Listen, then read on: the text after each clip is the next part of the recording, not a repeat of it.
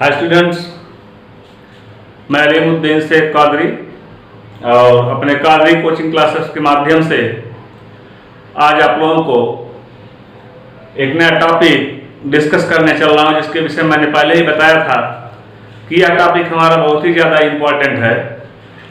और इम्पोर्टेंट इसलिए है कि यह टॉपिक आप क्लास 9th में भी पढ़ेंगे, 10th में पढ़ेंगे, 11th में पढ़ेंगे, 12th में भी पढ़ेंगे। 9th to 12th आपको ये टॉपिक डिस्कस करना है, पढ़ना।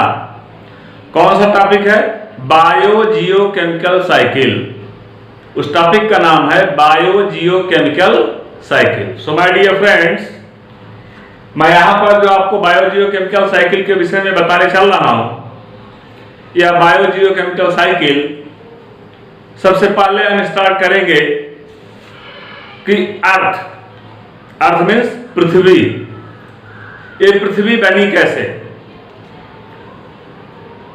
पृथ्वी बनी कैसे और इस पर जो सॉइल है, अगर कोई पूछता है कि सॉइल क्या है, सॉइल क्या है, अगर कोई पूछता है कि सॉइल क्या है, मिट्टी क्या है, आप क्या बताएंगे? The minute particle of rocks, the breaking of rocks, those who have converted to minute particles. Minute particle of rocks means the breaking of particles, in a rocks. When rocks are broken, it simply converts into very minute molecules or granules. So collection of these types of granules are simply we call to the soil. It is converted means the rock particles is converted into soil, and soil is completely be rich in a minerals. soil, भूमि ये पूरी तरह से mineral से भरी हुई होती है। सो my dear friends, इसमें मैंने आपको बताया कि upper most layer of the large area of the earth, upper most layer, outer most layer, upper most layer, सबसे ऊपरी परत। कहां की ऊपरी परत? पूरे पृथ्वी की सबसे ऊपरी परत, अर्थ की सबसे ऊपरी परत, जिस पर हम और आप लोग चल रहे हैं, सबसे ऊपरी परत। Those who have also converted into crust, जो धूल के कणों में बन गई, it simply we call to the soil. इसी को मैंने क्या कहा? भूमि कहा, सॉइल कहा। And soil surface are completely rich is the mixture of minerals, completely rich with the mixture of minerals. Mixture of minerals, first of all, matter minerals is a 45%. Matter minerals is a 45%, and organic matter is a 5%. Organic matter is a 5%. Water 25%, and air is a 25%. Is it clear? Air is a 25%, water is a 25%, matter is only 5%, and or those types of mineral matter, their amount of very maximum in nature, very maximum in the soil is approximate 45%, according by Dr. Singhal. So this is the method of formation of the soil. Soil is a, simply we call to the soil is a mixture of different types of chemical particles, organic chemical particles, rocks particles. So as like चट्टानों के टूटने से, मैं कह रहा हूं चट्टानों के टूटने से। आप पूछेंगे कि ये सर ये चट्टानें कैसे टूटती है? टेम्परेचर आप देख रहे हैं कि दिन में बहुत ही ज्यादा होता है, very high temperature at a day, but within the night the temperature are low. When temperature are high, the rocks are expanded. The rocks are expanded. And when the temperature are low, they have constructed in the expansion and construction, the rocks are breaks. फैलने और सिकुड़ने से rocks जो होती हैं, चट्टानें जो होती हैं, टूट जाती हैं। And it simply be converted into very minute particles. It simply be converted into very minute particles. And those are fully be recharged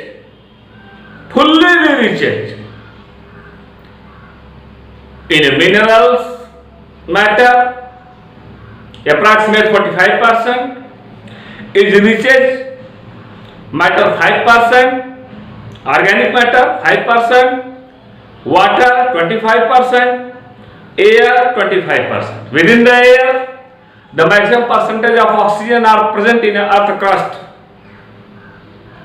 Maximum percentage of oxygen, 49% oxygen are present in earth crust. So my dear friends, मैं आपको ये बताना चाह रहा हूं अर्थ क्या है, अर्थ बनी कैसे, आपकी समझ में आ गया होगा कि चट्टानों के टूटने से जो टुकड़े बने उनके धीरे धीरे बिखर जाने से, छोटे छोटे पार्टिकल में, छोटे छोटे ग्रेन्यूल्स में कन्वर्ट हो जाने से अर्थ का फॉर्मेशन हुआ, पृथ्वी बनी। अर्थ का जब फॉर्मेशन हो गया, पृथ्वी जब बन गई, तब इसके ऊपर जो है वनस्पतियों का आगमन हुआ, जीव जंतुओं का आगमन हुआ, जल आए और उसमें छोटे छोटे जीवों का उत्पादन हुआ। माने जीव जंतु और वनस्पतियां तब आई पृथ्वी पर जब देखा गया, जब पूरी पृथ्वी ठंडी हो गई। जो आग की तरह से दागता हुआ एक गोला थी, वह पूरी पृथ्वी ठंडी हो गई थी। जब ये पूरी पृथ्वी ठंडी हो जाएगी तो आसानी से इसके ऊपर ग्रो करेंगे, प्लांट आसानी से ग्रो करेंगे। जहां पर वाटर स्टोरेज हुआ है वहां पर एनिमल्स का डेवलपमेंट होगा, कोसर्वेट्स फॉर्मेशन होंगे। कोसर्वेट इज द मॉडिफाइड, मैंने बताया आपको, coacervates is the beginning stage of the prokaryotes. Coacervates जो होता है प्रोकैरियोट की प्रारंभिक इकाई होती है। When the prokaryotes are form then it's converted to eukaryotes, तब ये यूकैरियोट में कन्वर्ट हो जाते हैं। So as like conversion are going on and the process of developing of animals is simply be occur.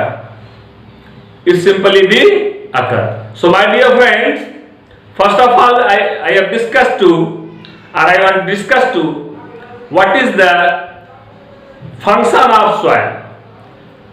Soil is the medium that, soil is a medium that important growth of plants and provide the anchorage,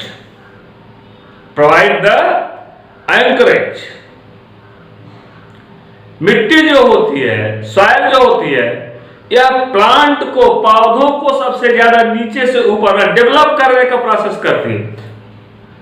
क्यों, कैसे? क्योंकि इसमें mineral पूरी तरह से भरा हुआ है, मिनरल इसमें पूरी तरह से भरा हुआ है। Suppose that if mineral have not be found with in the soil, it means the plants have not been developed. In the case of development of the plants or development of any categories of other types of large categories of plants or small categories of plants, it will simply be take to the nutrients, those who are fully evolved within the soil, fully be mixed within the soil.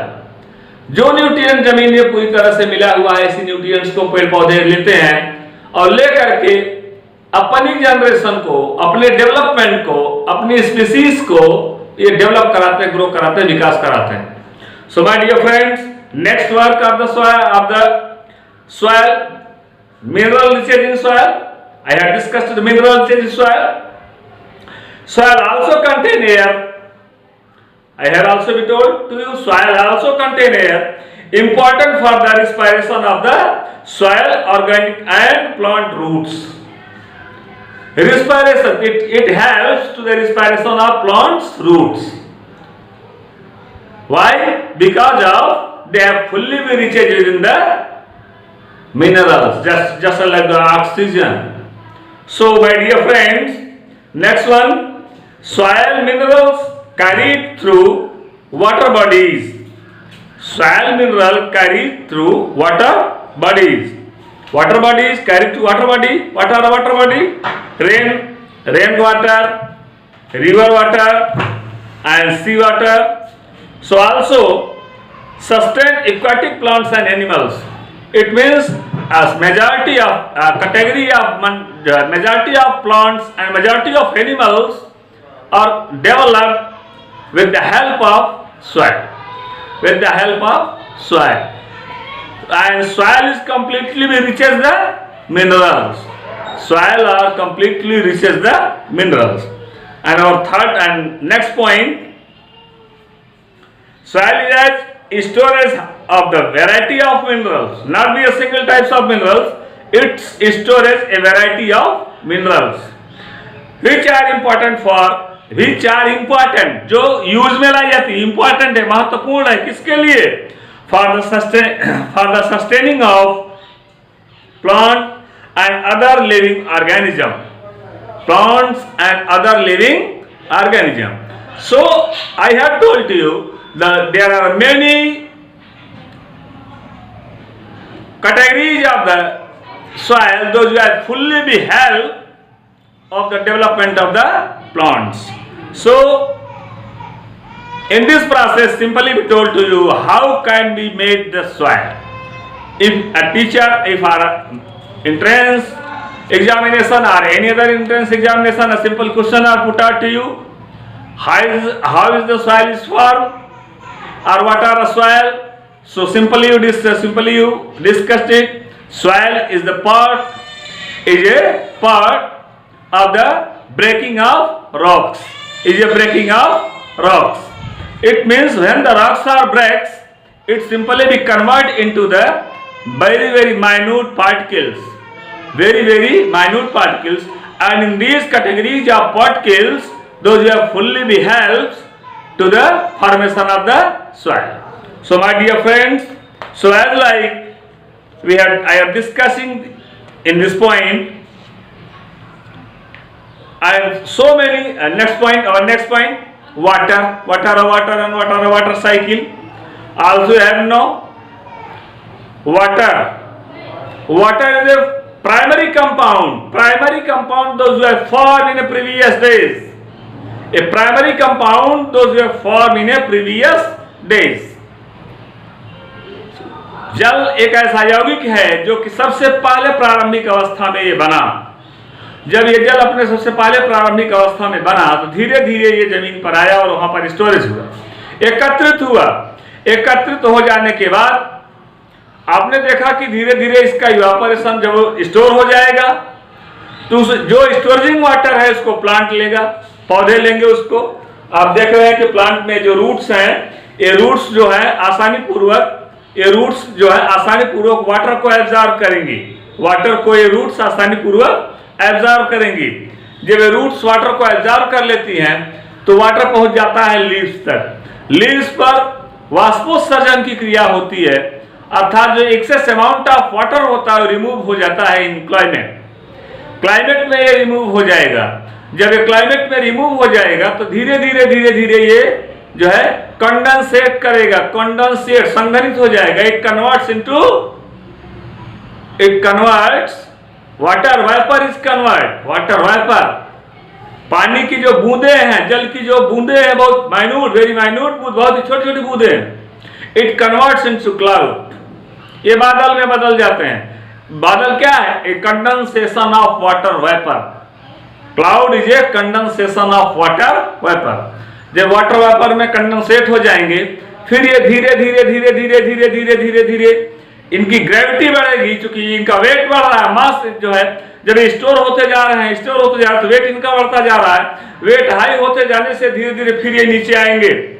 जो ये particle आपने देखा कि water particle जो आपने देखा, ये water particle धीरे धीरे धीरे धीरे नीचे आ रहे हैं, और ये नीचे आकर के फिर से जो है जैसे जैसे नीचे आते जाएंगे, ये छोटे छोटे पार्टिकल जो फव्वारे के रूप में है, ये मिलकर के एक बड़ी बूंद बना लेंगे। जब ये एक बड़ी बूंद बना लेते हैं, तो ये बूंद जो है फिर से इनका वेट हाई हो जाता है। जब इनका वेट हाई हो जाता है, तो ये नीचे की तरफ आकर गिर जाते हैं, जमीन पर आकर गिरते हैं और स्टोर हो जाते हैं, जिसको हम कहते हैं कि वर्षा ऋतु के जल हैं। और इस तरह से पानी फिर से आ गया जमीन पर, और फिर जब जमीन पर आया, जमीन से फिर पौधों ने उसको शोषित किया, और फिर यह जो है वाष्पोत्सर्जन क्रिया से आए। तो प्लांट के केस में हो गया। आइए हम लोग ले लेते हैं अपने केस में। हम लोग ग्राउंड वाटर को यूज कर रहे हैं, चाहे सबमर्सिबल हो या फिर हैंड पंप हो या जो है डगवेल हो, हम लोग जो है ग्राउंड वाटर का यूज कर रहे हैं। ग्राउंड वाटर जो ये वाटर आसानी पूर्वक ग्राउंड में जाकर के स्टोर हो जाएगा। जैसे जैसे वाटर ग्राउंड में जाकर के स्टोर हो जाता है, जब ये वाटर स्टोर हो जाएगा, तो वहां पर से धीरे धीरे इस वाटर को क्या किया जाएगा, ये प्लांट्स के थ्रू इस वाटर को एब्जॉर्ब किया जाएगा। प्लांट्स के थ्रू इस वाटर को एब्जॉर्ब किया जाएगा। जब प्लांट्स के थ्रू एब्जॉर्ब किया गया, तो प्लांट्स के केस में आया हो। ये जो प्लांट्स के थ्रू एब्जॉर्ब नहीं किया गया, तो क्या होगा, वह जो है पीने के लिए उसको जो है ह्यूमन बीइंग्स जितने भी हैं या एनिमल्स जितने भी हैं, वो आसानी पूर्वक अपने पीने के लिए उसका यूज में लेते हैं। हम भोज्य पदार्थों के साथ, खाद्य पदार्थों के साथ आसानी पूर्वक इनको पीते हैं, और भोज्य पदार्थों में भी वाटर का मैक्सिमम मटेरियल जो है वो प्रेजेंट होता है। ये वाटर आ गया हमारे बॉडी में, उस न्यूट्रिएंट से फूड मटेरियल से हमारे बॉडी में आया। बॉडी हमारी जितनी वाटर की आवश्यकता है उतनी बॉडी हमारी उसको एब्जॉर्ब कर लेती है। Excess amount of water we have exist throughout the urine. जो एक्सेस अमाउंट ऑफ वाटर है वो यूरिया के द्वारा, यूरिन के थ्रू जो है वो बाहर निकाल दिया जाएगा। और जो यूरिन के थ्रू वो बाहर निकाला गया, इसका मतलब हो गया कोई एक्सेस अमाउंट ऑफ वाटर है। अगर एक्सेस अमाउंट ऑफ वाटर है तो बाहर निकाल दिया गया, और वही जो एक्सेस अमाउंट ऑफ वाटर बाहर निकाला गया, वो धीरे धीरे धीरे धीरे वो क्या करेगा, वो वाइपराइज करेगा। जब वो धीरे धीरे और वाइपराइज करेगा, तो वाइपराइज कर देने से आपने देखा को क्लाइमेट में धीरे धीरे फिर से पहुंच जाएगा। और जब वो क्लाइमेट में पहुंचेगा, तो फिर से वाइपराइज करने को क्लाइमेट में पहुंचा, फिर वहां पर इसका कंडेंसेशन होगा। और कंडेंसेशन होने के बाद आपने देखा कि जब इसका कंडेंसेशन हो जा रहा है, तो कंडेंसेशन हो जाने के बाद फिर से आपने देखा कि ये जो है जमीन पर फिर आया, और फिर जो वाटर जो जमीन ने, सॉइल ने इसको एब्जॉर्ब कर लिया, फिर ये ग्राउंड में चला गया, फिर वहां से ह्यूमन बीइंग्स ने इसको बाहर लिया, अपने यूज में लिया, फिर जो बचा वहां से फिर जो है वो यूरिन के थ्रू या वेस्ट मटेरियल के थ्रू उसको बाहर निकाला गया। जो वेस्ट मटेरियल के थ्रू बाहर निकल गए, वहां से वाटर को जो है वाइपराइज किया, फिर कंडेंसेट करता हुआ पहुंच गया जो है क्लाइमेट में, फिर वहां से इस तरह से आप देख रहे हैं कि वो ह्यूमन बीइंग्स को लें या प्लांट्स को लें, एक साइकिल इसकी रेगुलर चल रही है, जिसको हमने कहा कि इसका नाम है बायोजियोकेमिकल साइकिल। इसलिए इस साइकिल का नाम दिया गया वाटर साइकिल। क्या नाम दिया गया? Water cycle. तो वाटर साइकिल में मैंने बताया आपको, ध्यान रहे कि वाटर में आप आसानी से इस बात को न समझें कि water cycle is very important for human beings, is a very important for human beings, is it clear? But they have so to the maximum diseases। यह सही क्या यह सही है? यदि यह सही है, they have caused the maximum diseases। इसके द्वारा ढेर सारे रोग होते हैं। वाटर डिजीजेस क्या क्या होती हैं? जैसे मैंने कुछ बता रहा हूं आपको, टाइफाइड वाटर डिजीजेस में टाइफाइड वाटर डिजीज है, पोलियो, हेपेटाइटिस, कॉलरा, डिसेंट्री, अमीबियाटिक पेची, अमीबियासिस, अमीबियासिस मीन्स जो पेचिस होता है, पेचिस पड़ता है, अमीबियासिस, डिसेंट्री, उल्टी दस्त होना।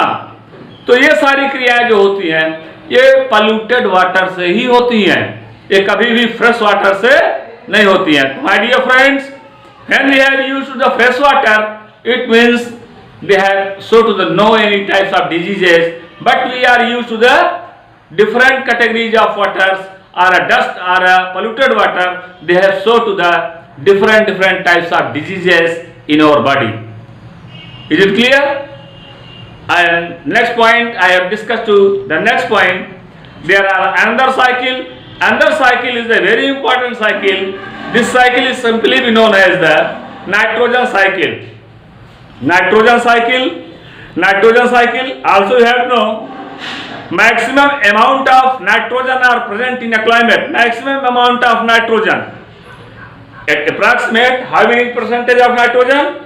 Maximum amount of nitrogen means 79% nitrogen means 78.8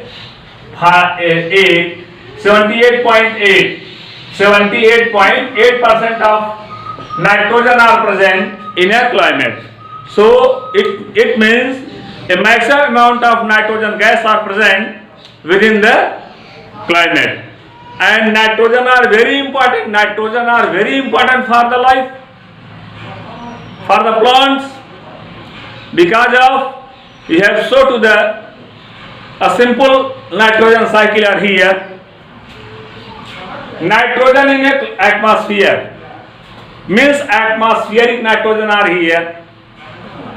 There are percentage approximate 79 or 78.8% nitrogen are present in a climate. 79 हो या फिर 78.8% नाइट्रोजन ये क्लाइमेट में प्रेजेंट है। यहां से इसने क्या किया कि दो साइकिल चल रही है, एक साइकिल चल रही है और एक साइकिल चल रही है। फर्स्ट साइकिल ने क्या किया, नाइट्रोजन फिक्सेशन, इस क्लाइमेटिक नाइट्रोजन को यहां पर फिक्स किया गया जिसको बोला गया नाइट्रोजन फिक्सेशन। सेकंड पॉइंट पर नाइट्रोजन फिक्सेशन पर आया atmospheric industrial fixation. Atmospheric industrial fixation, atmospheric industrial fixation, industrial fixation के रूप में इसको ग्रांट कर लिया गया। इंडस्ट्रीज के रूप में क्लाइमेटिक नाइट्रोजन को फिक्स कर लिया गया। Then it convert into, then it simply be called to the nitrification. जिस प्रोसेस को मैंने बोला कि ये नाइट्रिफिकेशन है, after the nitrification it simply be decompose to form of the nitrate, या डिकम्पोज होकर के नाइट्रेट का फॉर्मेशन करता है। And after the formation of nitrate it's convert into the denitrification. जब इसका नाइट्रेट का डीनाइट्रिफिकेशन हो जाएगा, जब नाइट्रेट का डीनाइट्रिफिकेशन होगा तो फिर ये नाइट्रोजन क्लाइमेट में आ जाएगी। ध्यान रहे, जब इसका डीनाइट्रिफिकेशन हो जाएगा फिर यहाँ पर नाइट्रोजन क्लाइमेट में आ गई। तो क्लाइमेट से हमने नाइट्रोजन को लिया और ये फिर इस तरह से राउंड करता हुआ फिर एक साइकिल अपनी पूरी कर लिया। आइए देखते हैं इसकी सेकंड साइकिल क्या होती है, दूसरा चक्र इसका क्या होता है। इसकी सेकंड साइकिल है क्लाइमेट का नाइट्रोजन जो 79% पे है या 78.8% पे है, इसको यहाँ पर देखिए, यहाँ पर लिखा गया है प्रोटोप्लाज्म और ग्रीन प्लांट। एनिमल्स के केस में प्रोटोप्लाज्म ने इसको लिया या फिर ग्रीन प्लांट ने लिया। क्लाइमेट की नाइट्रोजन को पेड़ पौधों की हरी पत्तियां जो है आसानी पूर्वक इसको ले लेती हैं और ले लेने के बाद अमोनिया में कन्वर्ट कर देती हैं। किसमें कन्वर्ट कर देती है, यहाँ पर आप देखा अमोनिया में कन्वर्ट कर देती हैं। With the help of different types of bacteria, just like to the Nitrosomonas oryza, Nitrosobacter or Rhizobium, there are different types of bacteria, Nitrosomonas oryza, Nitrosobacter or Rhizobium bacteria. Those have converted into the ammonia, and ammonia breaks are convert into nitrates with the help of bacteria, and nitrites, ammonia are converted into nitrites. Then it convert into nitrate, then it convert into nitrate, it here fall to the nitrate, and then the decomposition of nitrate, it means the denitrification of nitrates, it's fall to the nitrogen, and those nitrogen are present in a climate. So my dear friends, आपने second cycle में देखा कि second cycle में climate की nitrogen को जो 79% के रूप में है यहाँ से लिया गया, और एनिमल्स के केस में लिया जा रहा है तो प्रोटोप्लाज्म के रूप में लिया जा रहा है, ग्रीन पौधों के रूप में, पौधे इसको ग्रीन प्लांट्स जो है ले रहे हैं। फिर यहाँ पर इसका फॉर्मेशन अमोनिया के रूप में आया, फिर नाइट्राइट्स में कन्वर्ट हो गए, नाइट्रेट में कन्वर्ट हुआ, जहां से आसानी से ब्रेक डाउन करेगा और ब्रेक करने के बाद ये क्लाइमेट में नाइट्रोजन चली जाएगी। इस तरह से अगर हम एक प्रोसेस को देखें, एक मेथड को देखें, तो एक साइकिल को देखें, एक चक्र को देखें तो आसानी पूर्वक यह चक्र जो है वो चलता चला जा रहा है। आप देखेंगे किसी चक्र के विषय में एक थोड़ा सा और पॉइंट आपको बताने चल रहा हूं कि यहां पर कुछ और भी पॉइंट्स हैं, जैसे अमोनिया का फॉर्मेशन हो गया तो कैसे ये ब्रेक करेगा इंडस्ट्रियल प्रोसेस पर। मैंने इंडस्ट्रियल प्रोसेस पर देखिए अमोनिया का फॉर्मेशन होने के बाद ये कैसे ब्रेक करता है। इंडस्ट्रियल प्रोसेस पर अगर यहां पर अमोनिया का फॉर्मेशन हो गया, इंडस्ट्रियल प्रोसेस पर अमोनिया का फॉर्मेशन हो गया, ट्वाइस NH3 का फॉर्मेशन हो गया, अमोनिया का फॉर्मेशन हो गया इंडस्ट्रियल प्रोसेस पर, तो यहां पर ये N2 + 3H2 नाइट्रोजन और हाइड्रोजन गैस ये जो है क्या होती है, ये बाहर निकल जाती है। नाइट्रोजन और हाइड्रोजन गैस क्या होती है, ये बाहर निकल जाती है। तो इस तरह से नाइट्रोजन और हाइड्रोजन गैस जो बाहर निकल रही है, नाइट्रोजन और हाइड्रोजन गैस जो बाहर निकल रही है, इसका सीधा सा अर्थ होता है कि इसने अमोनिया को आसानी पूर्वक ब्रेक किया। यदि अमोनिया ब्रेक नहीं हुआ होता माय डियर फ्रेंड्स, यदि अमोनिया ब्रेक नहीं हुआ होता तो नाइट्रोजन क्लाइमेट में न मिलती। अगर नाइट्रोजन क्लाइमेट में मिल रही है, इसका सीधा सा अर्थ हो गया कि अमोनिया ने जो है ब्रेक डाउन किया, अमोनिया आसानी से टूट गई। सो इस तरह से आपने देखा कि नाइट्रोजन का फॉर्मेशन हुआ और हाइड्रोजन का फॉर्मेशन हुआ।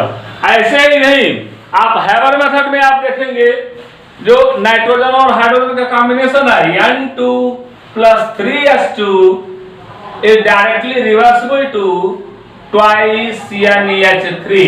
यहां पर आपने देखा अमोनिया का फॉर्मेशन हो गया। Iron is a catalyst and molybdenum MO is a promoter।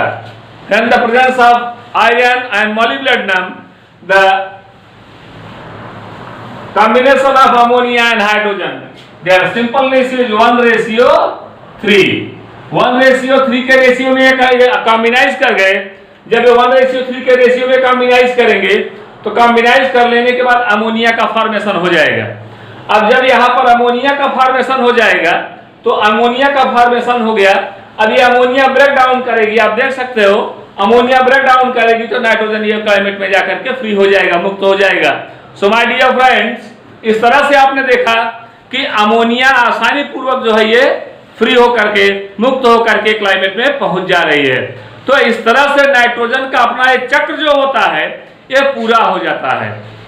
तो इस तरह से नाइट्रोजन की साइकिल जब कंप्लीट हो जाती है तो नाइट्रोजन का चक्र जब ये पूरा हो जाता है तो आप लोग थोड़ा सा इसमें एक सिंपल मेथड और देखेंगे। मैं ज्यादा समय न लेकर के आपका बहुत थोड़े में और थोड़ा सा एक्सेस अमाउंट में आपको समझाना चाहते हैं। यहाँ पर आप देखिए कि नाइट्रोजन की साइकिल के विषय में आप में कोई क्वेश्चन ना बचा रहे कि आपको लगे कि ऐसा कि कोई क्वेश्चन हमारा छूट गया। यहाँ पर नाइट्रोजन जो है वो प्रोटॉन की उपस्थिति में N2 नाइट्रोजन, ये प्रोटॉन की इन presence of proton, in presence of proton means hydrogen H+, ये हाइड्रोजन के रूप में जो आया, ये नाइट्रोजन हाइड्रोजन के रूप में कन्वर्ट जो कॉम्बिनाइज किया और फॉर्म कर दिया जो है अमोनिया, NH3 का फॉर्मेशन किया। अमोनिया का formation nitrogen plus climatic hydrogen, my dear friends, nitrogen plus climatic hydrogen दो जो है mix together are combined together to form of ammonia are here. Is it clear? To form of ammonia are here. When ammonia form, and then it's convert to the organic acid. It convert into what is this? Organic acid. Organic acid. It's formed to the ammonia acids. What is this? Ammonia acids. Ammonia acids, ammonia acid का निर्माण कर देते हैं। Ammonia acid या ammonia acid ना कह करके simply अगर आप कहना चाहते हो, आप इसको सिंपली कह सकते हो अमीनो एसिड। अमोनिया का एसिड है ना, तो आप इसको सिंपली भी कह सकते हो अमीनो एसिड। अब आपने देखा कि ये अमीनो एसिड का फॉर्मेशन हो गया, अमीनो एसिड का फॉर्मेशन हो गया। जब यहाँ पर अमीनो एसिड बन गए तो अमीनो एसिड्स अकेले नहीं बनते, ये ढेर सारे बन जाते हैं, इसलिए बोला गया अमीनो एसिड्स। अब यहाँ पर अमीनो एसिड का फॉर्मेशन हो गया। अब ये अमीनो एसिड अगर ये ब्रेक करेगा, अब अगर अमीनो एसिड ये ब्रेक करेगा तो ये फॉर्म करता है प्रोटीन। क्या फॉर्म करता है? प्रोटीन फॉर्म करता है। ये प्रोटीन का फॉर्मेशन करेगा, ये प्रोटीन का फॉर्मेशन करेगा। तो इस तरह से आपने देखा कि क्लाइमेटिक नाइट्रोजन और क्लाइमेटिक हाइड्रोजन दोनों का कॉम्बिनेशन हुआ। अब कॉम्बिनेशन कहां पर हो रहा है? With in the climate. Climate में कॉम्बिनेशन हो रहा है और कॉम्बिनेशन होने के बाद अमोनिया का फॉर्मेशन हो रहा है। अमोनिया यहां पर फॉर्म हो गई। जब अमोनिया का फॉर्मेशन हो गया तो अब ऑर्गेनिक कंपाउंड की ऑर्गेनिक एसिड की उपस्थिति में, in presence of organic acid, organic acid की उपस्थिति में ये अमीनो एसिड का फॉर्मेशन कर देते हैं। जब यहाँ पर अमीनो एसिड का फॉर्मेशन हो जाएगा तो अमीनो एसिड आप सिंपली जान रहे हो, हमारी बॉडी में 21 अमीनो एसिड्स हैं। हमारी बॉडी में टोटल 21 अमीनो एसिड हमारी बॉडी में है। हमारी मीन्स ह्यूमन बींग्स की बॉडी में 21 टाइप्स ऑफ अमीनो एसिड्स हैं। तो 21 टाइप्स ऑफ अमीनो एसिड कहां से आते हैं? ये अमोनिया जो है, अमोनिया जो बना हुआ है उसी के ऑर्गेनिक एसिड के डीकंपोजिशन से आते हैं और यहां पर आगे अमीनो एसिड का फॉर्मेशन हुआ और यही अमीनो एसिड जब बन गए तो अमीनो एसिड बनने के बाद अब ये प्रोटीन में कन्वर्ट हो जाएंगे। सो माय डियर फ्रेंड्स, इस तरह से इन्होंने प्रोटीन बनाया। अगर कभी नाइट्रेट के फॉर्म में आया, अगला स्टेप देखिएगा, नाइट्रेट के फॉर्म में आया, NO3 मैंने लिखा, इसको हम बोलते हैं नाइट्रेट। NO3 लिख दिया। इन presence of hydrogen, in presence of hydrogen, ये हाइड्रोजन की उपस्थिति में बना लिया ammonium, NH4+ ion, ammonium ion बनाया। इसको क्या बोला जाएगा? अमोनियम आयन बोला जाएगा। अब ये अमोनियम हो गया। Then it's organic acids, organic acids, यहां पर अभी ऑर्गेनिक एसिड्स के उपस्थिति में, in presence of organic acid, it convert into amino acid. Simply you know, amino acid किसमें बदल गए? ये अमीनो एसिड में बदल गए, अमीनो एसिड्स में आगे कन्वर्ट हो गए और अमीनो एसिड के बाद ये किसमें आ जाएंगे? आप पढ़ रहे हैं, प्रोटीन में कन्वर्ट हो जाएंगे। किसमें? प्रोटीन में। अब ये प्रोटीन में कन्वर्ट हो गया। जरा ध्यान दीजिएगा कि जो अमीनो एसिड बना है यही अमीनो एसिड न्यूक्लियोटाइड भी बनाएगा। तो यहां पर ये अमीनो एसिड अगर फॉर्मेशन होना है आरएनए और डीएनए का तो यहां पर ये न्यूक्लियोटाइड बनाएगा। क्या बनाएगा? न्यूक्लियोटाइड बनाएगा। जब न्यूक्लियोटाइड्स बन गए, अकेले नहीं, ढेर सारे न्यूक्लियोटाइड्स, जब ये न्यूक्लियोटाइड्स बन गए तो न्यूक्लियोटाइड्स बन गए। अब न्यूक्लियोटाइड के बनने के बाद अब यहां पर ये सिंपली न्यूक्लिक एसिड में कन्वर्ट हो जाएगा और यहां पर ये न्यूक्लिक एसिड बना लेगा। क्या बनाएगा? Nucleic acid. इस तरह से आपने देखा, इस तरह से आपने देखा कि ये nitrate in presence of hydrogen, hydrogen की उपस्थिति में अमोनिया का फॉर्मेशन किए, अमोनियम का फॉर्मेशन हुआ और जब अमोनियम का फॉर्मेशन हो गया तो ऑर्गेनिक कंपाउंड जो है, ऑर्गेनिक जो एसिड रहे वे ऑर्गेनिक एसिड इसको जो है अमोनिया को आसानी, अमोनियम आयन को आसानी से डिकम्पोज कर दिए और अमीनो एसिड का फॉर्मेशन कर दिए। जब अमीनो एसिड का फॉर्मेशन हो गया तो अमीनो एसिड से ये प्रोटीन बना लेंगे, जो एक सिंपल सा रिएक्शन होता है। लेकिन माय डियर फ्रेंड्स, आप यहाँ पर देखेंगे कि अमीनो एसिड के फॉर्मेशन के बाद देख रहे हैं आप कि ये न्यूक्लियोटाइड बन गए। क्योंकि न्यूक्लियोटाइड जो होता है, न्यूक्लियोटाइड की यूनिट होती है अमीनो एसिड, न्यूक्लियोटाइड्स की यूनिट होती है amino acid. Means maximum amino acid है mix together to form a single chain of the nucleotides. यहाँ पर न्यूक्लियोटाइड्स की एक सिंगल चेन का फॉर्मेशन करने के लिए, बनाने के लिए ढेर सारे अमीनो एसिड्स को पार्टिसिपेट करना पड़ता है, भाग लेना पड़ता है। तो यहाँ पर अमीनो जो है न्यूक्लियोटाइड्स की चेन बन गई। अब ये जो न्यूक्लियोटाइड्स की चेन बनी, यही न्यूक्लियोटाइड जो है जो कन्वर्ट हो जाएगा न्यूक्लिक एसिड में। Is it clear? अब ये न्यूक्लिक एसिड में कन्वर्ट हो गया। अब यहाँ पर तो आपने देखा इस प्रोसेस को हमने कह दिया कि ये नाइट्रोजन एसिमिलेशन है। क्या है? Nitrogen assimilation. इस प्रोसेस को बोला गया नाइट्रोजन एसिमिलेशन। यहाँ पर मैं लिख दे रहा हूं, टोटल प्रोसेस हो गया नाइट्रोजन एसिमिलेशन, एसिमिलेशन। अब ये नाइट्रोजन एसिमिलेशन हो गया। अब ये जो नाइट्रोजन एसिमिलेशन हुआ यहाँ पर, अब ये तो नाइट्रोजन एसिमिलेशन हो गया। अगर कोई पूछ ले व्हाट आर अमोनिफिकेशन, अमोनिफिकेशन का प्रोसेस क्या होता है, या अमोनिफिकेशन है क्या? सो माय डियर फ्रेंड्स, इसको उतार लेंगे आप लोग एक बार जो है अपने पेपर पर। फिर मैं यहाँ पर आपको जस्ट जो है बताने चल रहा हूँ कि अमोनिफिकेशन क्या होता है। तो देखिएगा, अमोनिफिकेशन के प्रोसेस में रिएक्शन क्लियर करने के बाद हमारा अगला टॉपिक होता है अमोनिफिकेशन का। अब हम अमोनिफिकेशन के टॉपिक पर चलते हैं। अमोनिफिकेशन के टॉपिक पर चलते हैं यहाँ पर। अब अमोनिफिकेशन के टॉपिक को देखा जाए तो अमोनिफिकेशन में प्रोटीन बन गया है। अब ये प्रोटीन्स बन गए, प्रोटीनों के बन जाने के बाद ये अमीनो एसिड में कन्वर्ट हो जाएंगे। किसमें? अमीनो एसिड में। ये अमीनो एसिड में कन्वर्ट हो गए। अब अमीनो एसिड ऑर्गेनिक एसिड बना लिया। क्या बनाया? Organic acid. जस्ट अपोजिट चल रहे हैं, ऑर्गेनिक एसिड, ऑर्गेनिक एसिड और ऑर्गेनिक एसिड। अब ये क्या हो गया? प्लस क्या लिखेंगे यहां पर? ऑर्गेनिक एसिड के साथ क्या लिखेंगे? अमोनिया। अमोनिया। तो अब आप लोगों ने देखा, अगर हम इसको कहना चाहें तो बहुत ही आसानी पूर्वक कह सकते हैं कि ऑर्गेनिक एसिड और अमोनिया दोनों का कॉम्बिनेशन हुआ तो अमीनो एसिड बने, और ये अमीनो एसिड का कॉम्बिनेशन हो गया तो ये प्रोटीन बन गए।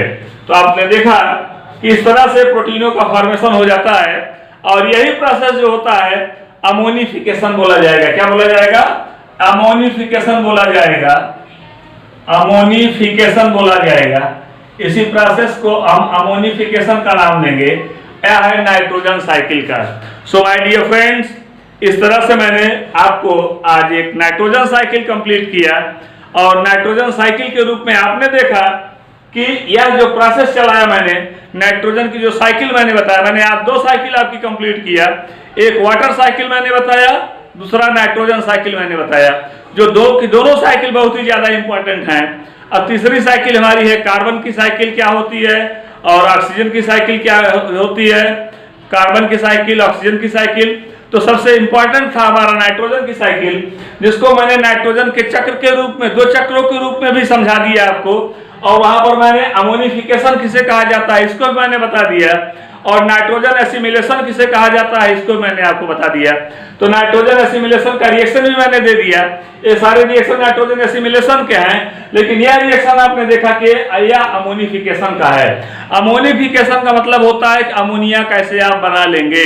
लेकिन जब जो है एसिमिलेशन का प्रोसेस आएगा, तो एसिमिलेशन के प्रोसेस में आपको प्रोटीन बनाना है, और अमोनिफिकेशन में प्रोटीन से इसकी शुरुआत करनी है। ध्यान दीजिएगा, दोनों में यही डिफरेंस होता है कि अमोनिफिकेशन में आपको प्रोटीन से शुरुआत कर, प्रोटीन प्लस ऑर्गेनिक एसिड से शुरुआत करनी है, लेकिन ये अमोनिफिकेशन का मेथड हो गया।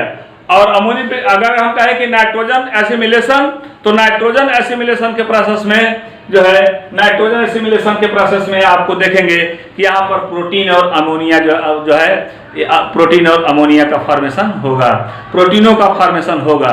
जब ये प्रोटीन बन जाएंगे तब जाकर के अमीनो एसिड को बनाएंगे, और यही अमीनो एसिड से ही प्रोटीन बनते हैं। मैक्सिमम अमीनो एसिड जब आपस में कॉम्बिनाइज करते हैं तब जाकर के प्रोटीन बनता है। आपने देखा कि इस तरह से ढेर सारे अमीनो एसिड मिलेंगे तो प्रोटीनों का फॉर्मेशन होगा। तो अमीनो एसिड से प्रोटीन बन गए। अब ये प्रोटीन क्या करेंगे? इनका इजिली कंबस्शन होता है, सामान्य रूप से इनका जारण होता है। जब ये इनका इजिली कंबस्शन होता है, सामान्य रूप से इनका जारण होता है, तो इनके जारण की क्रिया के पश्चात आप देखेंगे कि जो है एनर्जी का फॉर्मेशन होता है, ऊर्जा उत्पन्न होती है, जो form of ATP, adenosine triphosphate के रूप में जो है इसको ग्रैब कर जो है कैच कर लिया जाता है। एनर्जी के बंडलों के फॉर्म इसको कैच कर लिया जाता है। जब इसे कैच कर लिया जाएगा तो यह एनर्जी जो है जब आवश्यकता पड़ेगी उस रूप में इसका यूज किया जाएगा। इसलिए बॉडी में ये सारे रिएक्शन और इस तरह के अमीनो एसिड ये रेगुलर प्रेजेंट होने चाहिए, हमेशा पाए जाने चाहिए। और उस तरह से जिस तरह से रेगुलर रिएक्शन पाया जा रहा है, रेगुलर की चलने वाला केमिकल रिएक्शन हमारे बॉडी में चल रहा है, तो इस तरह से रेगुलर चलता भी रहेगा और जो है अमोनिया का फॉर्मेशन करता भी रहेगा। और एक्सेस अमाउंट ऑफ अमोनिया जो है वो बाहर निकलता रहेगा, प्रोटीनों का फॉर्मेशन करता रहेगा, प्रोटीन जो है एक्सेस अमाउंट में हो जाएंगे वो भी जो है डिकम्पोज हो जाएंगे।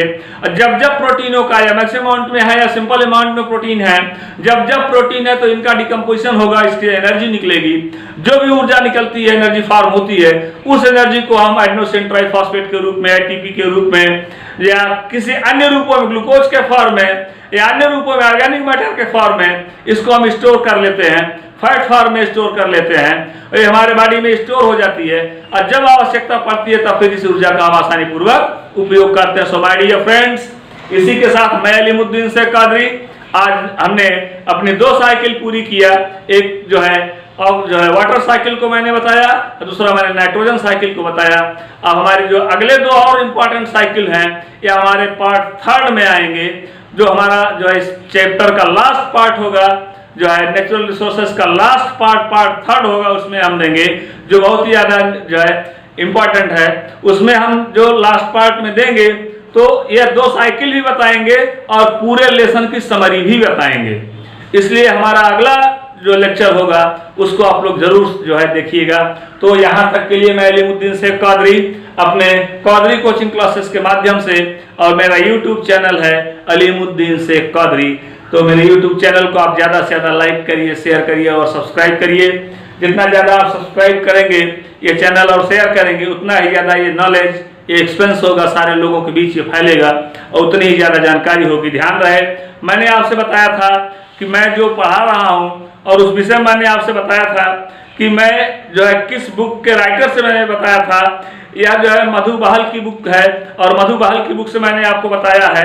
एक टॉपिक मैंने मधु बहल की बुक से बताया है और दूसरा टॉपिक मैंने जो है वो एक दूसरी बुक से बताया है, डॉक्टर अमित जिंदल की बुक से, डॉक्टर अमित जिंदल की बुक से। और तीसरा टॉपिक जो मैंने लिया है वो डॉक्टर अशोक कुमार बेंद्रे की बुक से।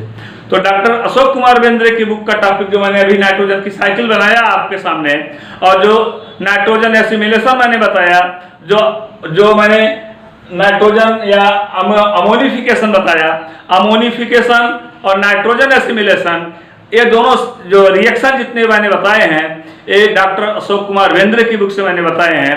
तो मैं इस तरह से आप इसको रिवाइज कर लीजिए, पढ़िए इसको ध्यान से।